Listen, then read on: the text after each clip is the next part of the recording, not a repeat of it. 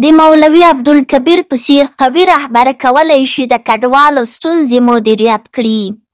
له تېرو 25 کالونو راهیسې افغانستان او د افغانستان حکومتونو ته ستره ننګونه د کډوالو ستونزه او وضعیت ده، چې نه تنها د کډوالو بیرته له ګاونډیو هېوادونو راستنېدل یو چالش ده، خو د دې سربیره له دغه کډوالو ګاونډیان د فشار د وسیلې په توګه کار اخلي.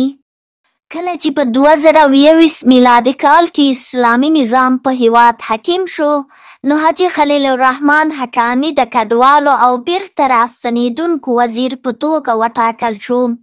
حاجي حقاني نه تنها د کډوالو وزارت سرپرست، بلکې ځان یې د هرې بیرته راستنېدونکې کورنۍ سرپرست ګاڼه.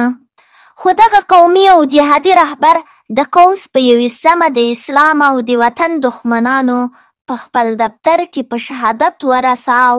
د حاجي حقاني له شهادت وروسته اړتیا وه چې د کډوالو د ستونزې د حل لپاره یو بل قوي رهبر غوره شي، چې د مشرتابه د تازه پریکړې له مخې مولوي عبدالکبیر د کډوالو او بیرته راستنېدونکو وزیر وټاکل شو. مولوي عبدالکبیر په تېر کې د افغانستان د رئیس الوزرا سیاسي مرستیال او حتی رئیس الوزرا هم پاتې شوی ده. مولوي عبدالکبیر د ولس او ملت ترمنځ تعامل، بېلابېلو قومونو اتحاد او د اختلافاتو له منځه وړلو کې مؤثر رول لره. له الله جل جلاله څخه ورته په نوي مسؤلیت کې د بریالیتوب دعا کوو.